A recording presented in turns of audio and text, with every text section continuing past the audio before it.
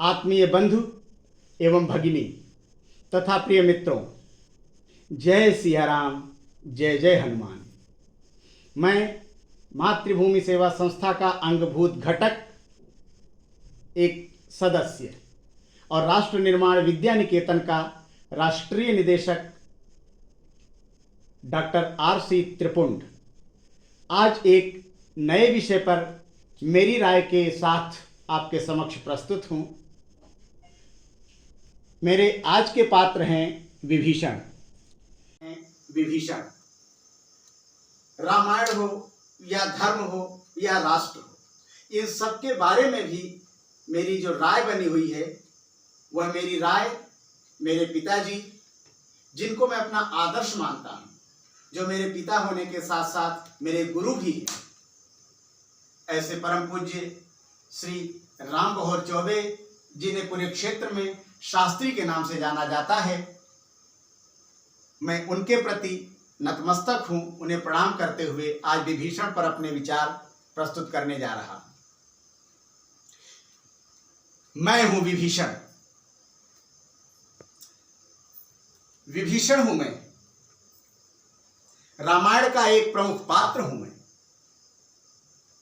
Lankesh 10 grieve Ravan का भाई और अकारण करुणा वरुणालय भक्त वांछा कल्पतरु आनंद कंद सच्चिदानंद मर्यादा पुरुषोत्तम अवधेश राम का भक्त हूं।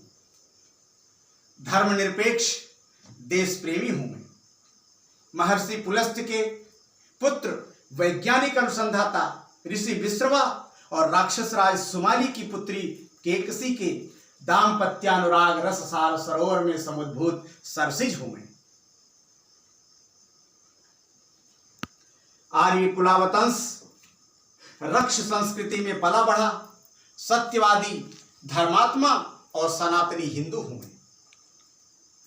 स्वयं श्री राम ने मेरा राज्याभिषेक कर धर्माधिकार और न्यायाधिकार देकर के सम्मानित किया है, पर दुर्भाग्य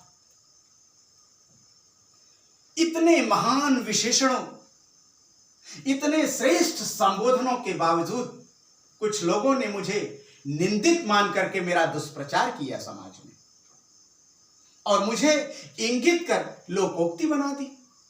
घर का भेदी लंका ढाए। किसी ने कुलद्रोही, किसी ने भ्रातृद्रोही कहा, पर समझने का प्रयत्न नहीं किया कि ऐसा क्यों। ऐसी नकारात्मक विचारधारा के बारे में मैं पूछना चाहता हूं कि आखिर ऐसा क्यों। मैं जानना चाहता हूं कि आखिर ऐसा कहने वाले किस वर्ग के हैं, किस पक्ष के हैं वे। सत्य और धर्म के प्रतीक आर्य पक्ष के, या असत्य और अधर्म के प्रतीक रक्ष पक्ष के। मैंने तो अपने अनुभव, ज्ञान, गति और मति के अनुसार दोनों को ही अपनी सम्मति दी है। यह बात और है कि किसी ने मेरी बात मानी और किसी ने मेरी बात को ठुकरा दिया। तो मैं कैसे हो गया कुलद्रोही? मैंने इतने धर्म के लिए काम किया, सत्य के लिए काम किया, न्याय के लिए काम किया, और नहीं तो एक भक्त के नाते मैंने काम किया। रामायण समझ में आएगी या नहीं, पर रामचरितमानस तो आप सबकी समझ में अवश्य ही आएगी। इसलिए मैं उसी का उदाहरण और उसी का प्रमाण देता हूं। शिव जी ने स्वयं उमा से कहा है, उमा संत कई यही बड़ाई, मंद करत जो करे भलाई। शिव जी ने तो मुझे स्वयं संत कहकर मेरा सम्मान किया है। मुझे सम्मानित किया शिव जी ने संत कहकर। मेरे भेदी होने का तो जबरन तूल दिया गया, अन्यथा मेरे भेदी होने से लंका नहीं ढही, राक्षसों का विनाश नहीं हुआ। सत्य तो यह है कि रावण जबहि विभीषण त्यागा, भयउ विभव बिनु तबहि अभागा। फिर भी मेरे लिए जो ऐसा कहते हैं अपने पुत्र पौत्रों का नाम तक नहीं रखते, हालांकि वे स्वतंत्र हैं, पर मुझ पर कलंक लगाकर अपने ज्ञान की श्लाघा करने वाले क्या राम से भी श्रेष्ठ हैं? राम ने तो ऐसा कभी नहीं कहा मुझे। क्या वे हनुमान से भी श्रेष्ठ या महान हैं? क्या वे लक्ष्मण से भी बड़े वीर या भरत से भी बड़े धर्मात्मा हैं? वशिष्ठ से भी बड़े बुद्धिजीवी या विश्वामित्र से भी श्रेष्ठ पारखी हैं वे? इनमें से तो किसी ने मेरी न तो निंदा की और न निंदा का पात्र ही समझा, तो फिर इन्हें पूजने या मानने वाले क्यों? आखिर क्यों?